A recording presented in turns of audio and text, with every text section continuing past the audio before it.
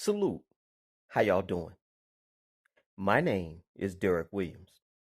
I have often said on my YouTube channel most recently, I think that speaking about the issue of this man-made biological offensive weapon is akin to arguing religion at this point, and people who don't do their due diligence to look into this topic for themselves, they are more liable to listen to propaganda that is disseminated through the mainstream media.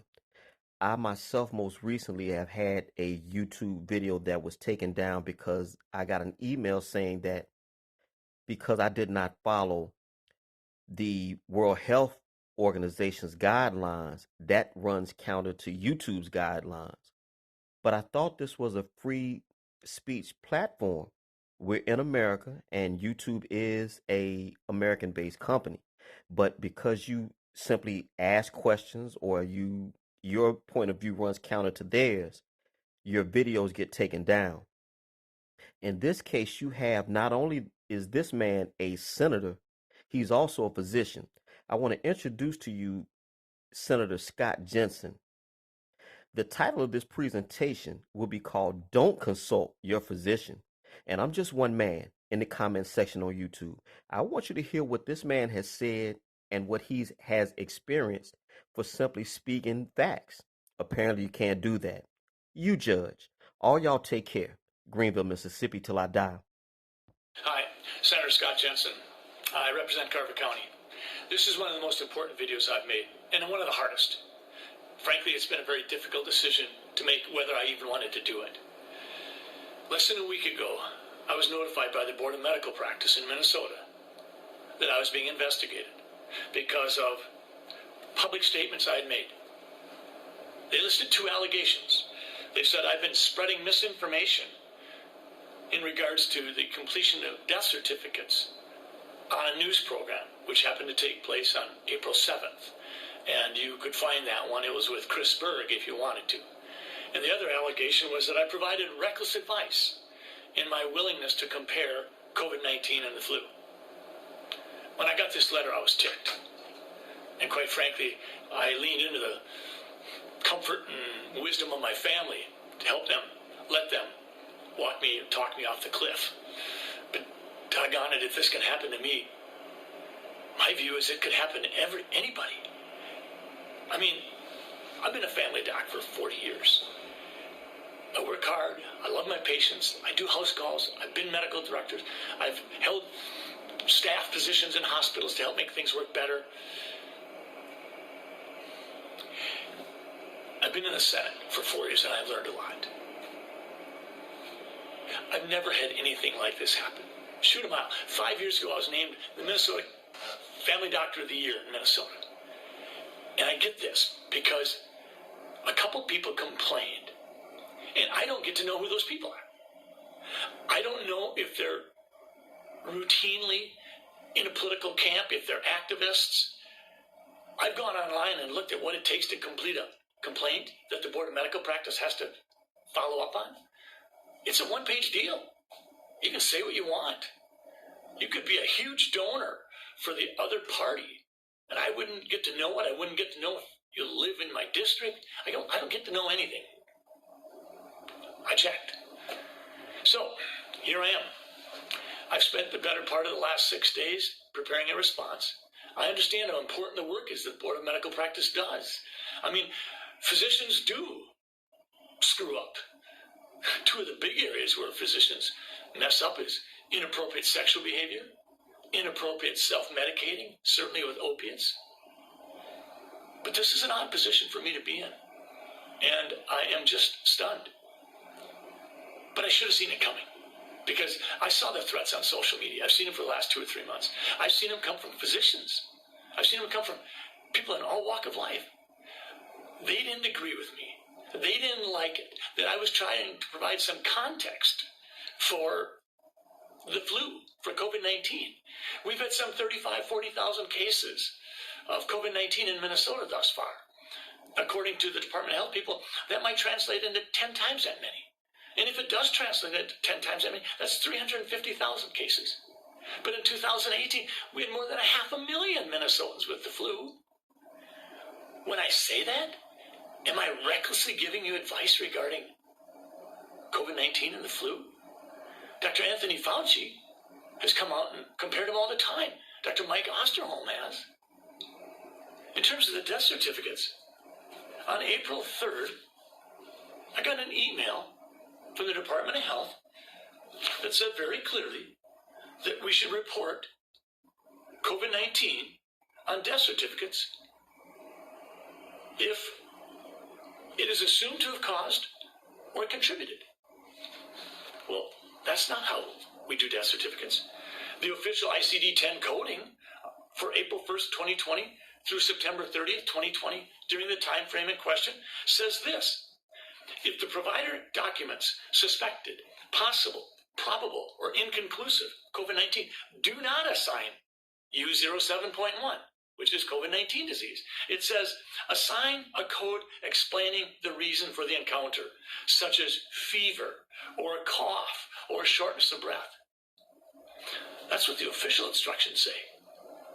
So I get this on April 3rd. I end up inadvertently, sort of accidentally, running it up the flagpole with Chris Berg on April 7th. And what happens? The Department of Health, a few days later, comes out with a clarification. And then a few weeks later, they come out with another clarification. And I appreciate it. Fact of the matter is, I'm proud of the Department of Health in Minnesota for saying we are not going to list non-confirmed cases as deaths in Minnesota. We are going to put an asterisk by them, and we'll follow up on those later. But that's not what Pennsylvania was doing. That's why they had to subtract 200 patients from their COVID-19 death count. Colorado did the same thing. New York went the other direction. New York said, we're having more deaths in a certain period than we normally have, so those deaths must be COVID-19. We just didn't pick them up. So never mind the testing. We're adding 3,700 to our total, and, well, that does increase our total by 50%. So I'm in the position where I have to explain that I wasn't spreading misinformation. And I'm not being reckless when I talk about COVID-19 and influenza both being single-stranded RNA viruses that are respiratory in nature with similar symptoms and can be spread through particulate matter and aerosol transmission. I've got an 8-page document that I put together for the Board of Medical Practice, and let me be clear. They do important work, and I'm going to fully cooperate with them. I also have some 70 pages of attachments, and in the attachments, I've got the Pennsylvania Department of Health slashing their numbers by 201. I've got the Department of Health in Illinois, where one of the directors says that just because we put COVID-19 down on the death certificate as cause of death, that doesn't mean the patient died of COVID-19. She said that. Dr. Fauci, when he talks about influenza, he was the lead article in this New England Journal article, and he said this: if one assumes that the number of asymptomatic or minimally symptomatic cases for COVID-19 is several times as high as the number of reported cases, the case fatality rate may be considerably less than 1%. This suggests that the overall clinical consequences of COVID-19 may ultimately be more akin to those of a severe seasonal influenza. That was Dr. Fauci. And, oh, by the way, one of the contributing authors was Dr. Robert Redfield, the head of the CDC. Dr. Osterholm is a well-regarded epidemiologist, and he was saying this in the middle of March. He said, the flu has become a pandemic more than once and it's killed millions of people. It still exists today. Unfortunately, we now have on our hands something else, but it's caused by coronavirus, which is acting very much like influenza. Folks, do I feel targeted? Yeah, I do. Do I know who my accusers are? No, I don't get to know. Could I be disciplined by the Board of Medical Practice? Well, sure I can. There's 2 allegations they're investigating.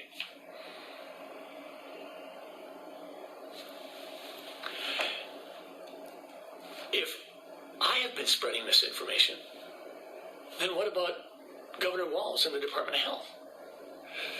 Right around March 1st, we had a Department of Health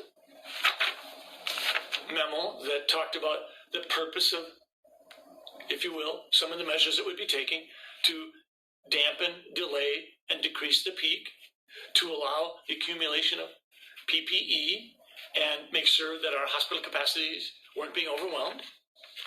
In that memo, they say what the effective measures are. Cover your mouth. Don't go out if you have cough or fever. Avoid touching your face, your eyes, or mouth. Cover your mouth if you cough. Wash your hands frequently. Minimize outings. Socially distance. But what did they say were not effective measures? They said wearing masks is not effective. Taking antibiotics is not effective. A month later, Governor Walz comes out, talks about 74,000 Minnesotans dying. Later on, he went back to 29,000, and right around then, I put a different video out saying just the facts. And I said, I'm not buying 74,000 Minnesotans dying. I'm not buying 29,000. And then this one came out a month later, right around May 1st. This is a model that they're using. And it says on here, Minnesotans' model projects nearly 1,000 deaths a day in mid-July. Well, folks, that's next week. So far, we have less than, right around 1,500, of which all but 300 of them have occurred in people in long-term care facilities, in large part because the Department of Health participated in decisions that put people with active COVID-19 disease in the nursing homes. And I'm spreading misinformation. Of course I am.